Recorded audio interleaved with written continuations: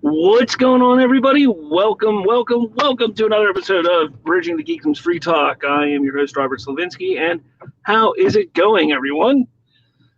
So, today, I kind of want to talk about the Xbox, really the brand as a whole. You have the Xbox Series S and X coming out on November 10th in America. That is literally like 2 weekish away. So, I want to talk about something here because it appears to me that hey Rubik's, what's going on, buddy? It appears to me that Microsoft has set up their Xbox brand to not even be able to fail. And what I mean by that is their brand, Xbox, has created an ecosystem that is spanning far more than just their consoles themselves. I've talked about this multiple times on previous podcasts and episodes that Microsoft has wanted to make and put the Xbox brand on all platforms, cross platforms. They started doing that with the inclusion of PC gaming. You can now, almost any game that you get on the Xbox, you could play on your PC now. Xbox Live, you can get on your PC now. There's going to be inclusion of Xbox Live on the Switch. There's going to be Game Pass on you can now play Xbox on your phone. Microsoft is doing something that I've been saying for quite some time, where people want video gaming on the go. The ability to have the accessibility of console gaming in your hands at a moment's notice is what has drove Nintendo to new heights this past generation with their Switch. Microsoft realized that and has realized it, and they are moving forward in that direction. However, they're not just utilizing and sticking to one thought as Nintendo has. They're saying, look, we want the ability of the players to play Xbox and Xbox games on anything they want. So if you have an Xbox One S, One X, Series X, Series S, yeah, you can play your Xbox games on there. That's amazing. That's what that's intended to do. But do you have an Android phone? If you have an Android phone, all you need to do is get your Xbox Series X controller, or I think even the current Xbox controller, connected to your phone via Bluetooth. Once you're connected to your phone, you can then connect your phone up to your Xbox, and you can stream games directly onto your phone and play on the go. Come on. That's just brilliant. That is a brilliant idea. So is something like this making the Xbox brand, Xbox, the ultimate gaming ecosystem? So you can play your Xbox on the Xbox. You can play Xbox games on your Android phone. Phil Spencer, head of Xbox, has also stated very recently that he intends to corner the ability to play on smart TVs. That is their next hurdle of sorts. They're going to go towards and say, you know what? We want you to be able to get the Game Pass on smart TVs. So they get the Game Pass on a smart TV.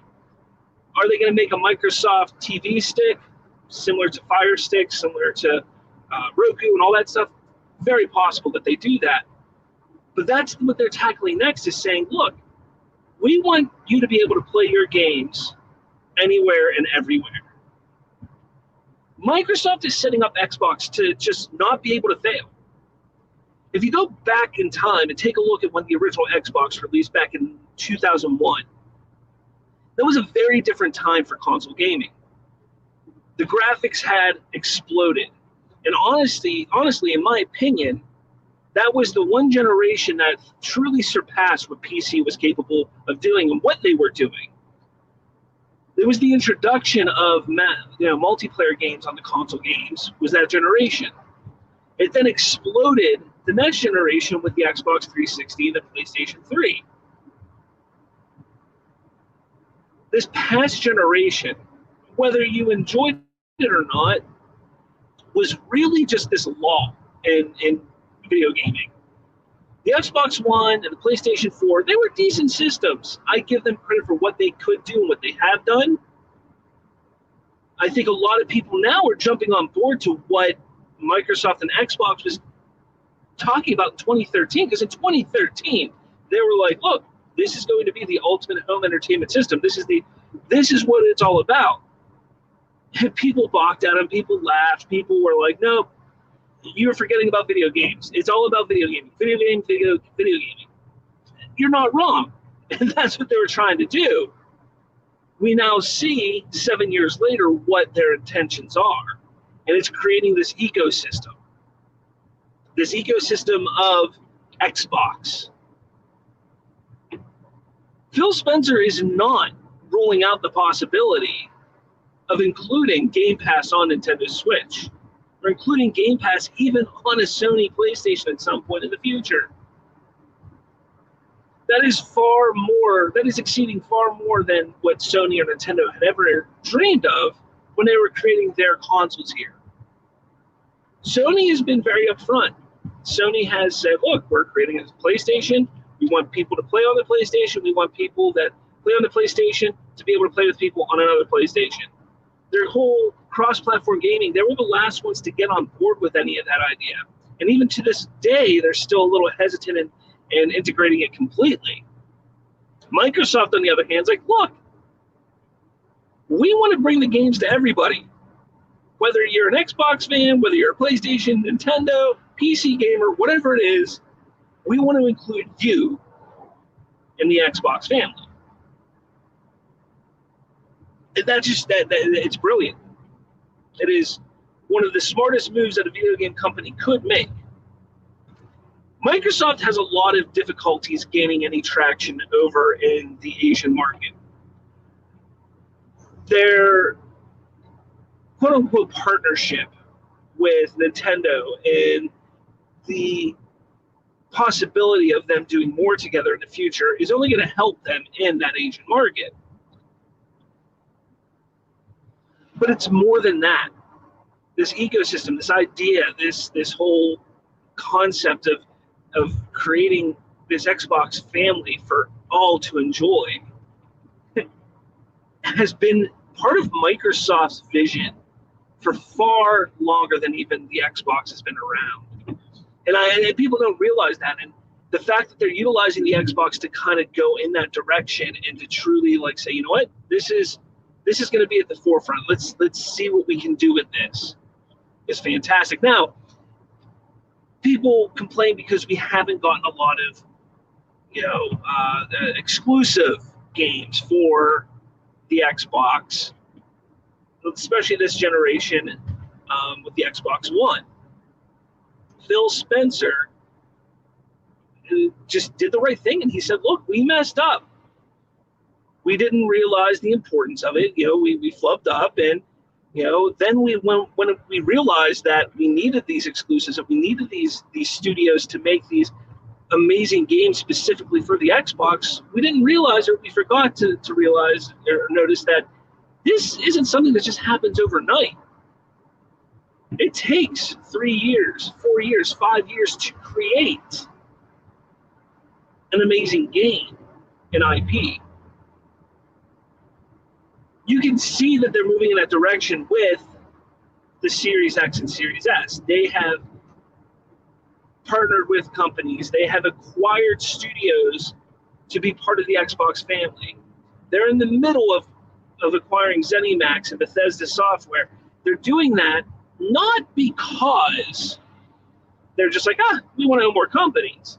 It's because they want to build the brand, the Xbox brand, bigger than it's ever been. Build that ecosystem bigger than it could ever possibly be imagined. That's why they're doing it. Not long ago, there was a rumor that they were talking about possibly obtaining Warner Brothers Studios, which makes the Batman Arkham games and such. That's something that could circulate around again. That could come back. They can turn around and say, you know what? Once this ZeniMax deal is done, once we get Bethesda up and running under Microsoft banner, we're going to take a look at Warner Brothers games again, and we're going to purchase them. That's a possibility. I've even heard confirm if this is true or not. I have heard rumblings that there could be a possibility of an Ubisoft acquisition or partnership with Microsoft in the future. So Microsoft is really pushing this whole idea of this ecosystem. This is something that Sony doesn't have the capabilities of doing. They did not set themselves up for this. It took them 3 generations, essentially, to get a decent online network. Honestly, to this point, I still don't think their network is all that great. I mean, when you compare it to what Microsoft has with Xbox Live, and now with Xbox Live and Game Pass, yeah, I'm sorry, it is not comparable. Nintendo has the same issues. They don't have the ability and they don't have the wherewithal to make this network as big as Xbox Live, and that's why Nintendo and Microsoft has worked out a deal for Xbox Live to be able to be utilized on the Nintendo.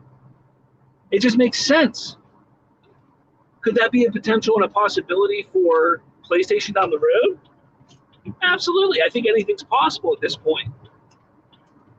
Sony's got one thing going for them, and this is not to bash Sony at all. Sony, their exclusive games are huge. I played Spider-Man. It was an exciting game. It was fun. Horizon Zero Dawn was fantastic. People love The Last of Us. You got God of War, which is, in my opinion, a remake of Devil May Cry, but you got God of War. I mean, they have accomplished so many great things with these titles. But that's what they're known for, these specific titles. And yeah, every generation they get a new one. Fantastic.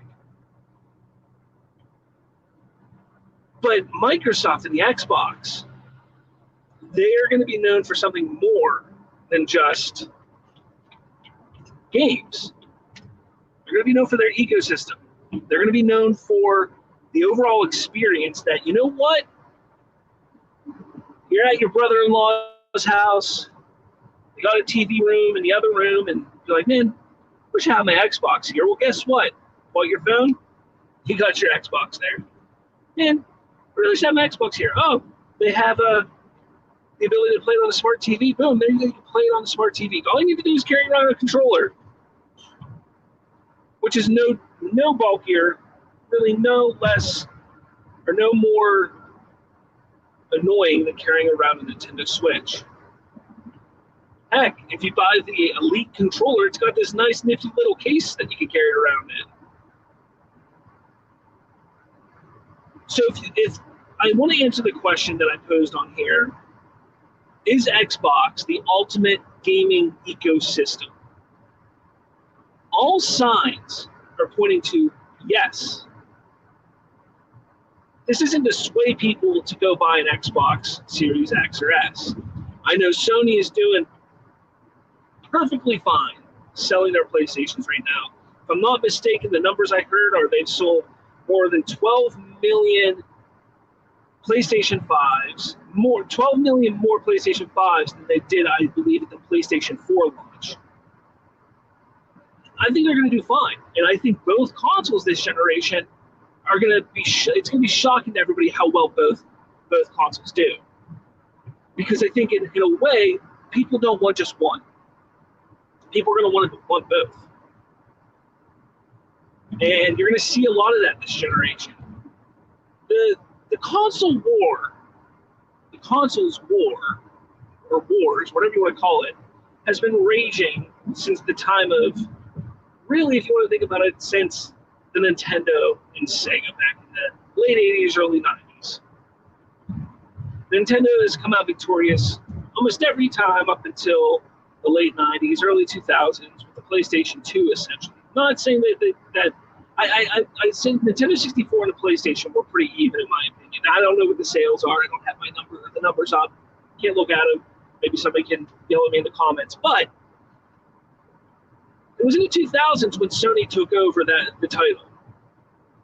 Xbox with the 360 did really well despite the issues they had with the Red Ring of Death. Sony has always played it safe.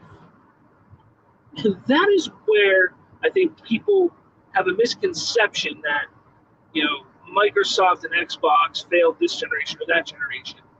It's not that they failed. They've been very successful. It's just that they take chances.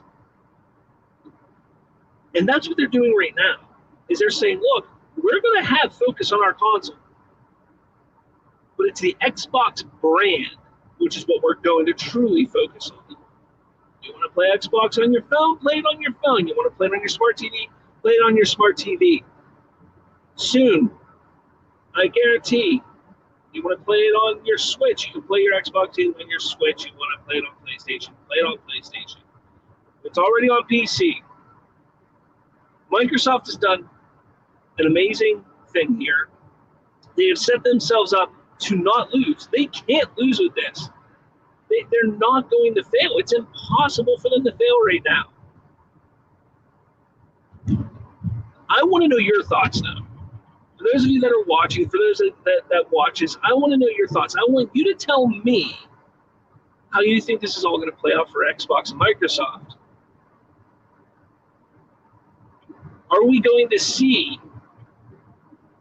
Xbox Game Pass, Xbox Live on both the Nintendo Switch and the PlayStation 5? Will we see it on future PlayStations, future Nintendo consoles? The Game Pass is an amazing opportunity. It is an amazing deal. A monthly subscription to just games, And it's not just that it's a subscription anymore. It is now attached to your Xbox Live subscription. So you get Xbox Live, you have access to Game Pass. It's a no-brainer. Pay $15 a month, you get access to Xbox Live as well as 100 games available more through Game Pass and EA Play. EA Play is now part of Game Pass. Guys, I don't know. If Xbox is not the ultimate gaming ecosystem right now, I don't know what is, because the PlayStation has played it safe. They are there. We got our console. We got a subpar network for people to play online. It's good enough to people to jump on. There's nothing else that you can really do. You want to watch Netflix? Sure, we'll throw Netflix app up on our... But in all actuality, that's all it is. They're just playing it safe. Xbox has taken a chance, and they have stuck to their dedication of creating the ultimate home entertainment ecosystem. It is not just gaming console. It is an ecosystem. So please, let me know what you think. I want to hear your thoughts on this. I want to know if you think that Microsoft and Xbox, this is the way of the future. They have put more of a focus on getting exclusive titles, grade A games. It's coming, especially with the acquisition of Bethesda going on right now. Let me know. I want to know your thoughts. So let me know in the comments. Head over to spoilerverse.com. Spoilerverse.com is where you're going to find all Virgin Geekdoms, as well as a plethora of other podcasts, including our flagship show of the Spoilerverse, Spoiler Country. Fantastic, fantastic show. Check it out. I will be back tomorrow. I don't know what I'm going to talk about tomorrow. Hit me up on the twits, @BridgeGeekdoms. Tell me what you want to talk about. Let me know. With all that, thanks for watching. I'll talk to all of you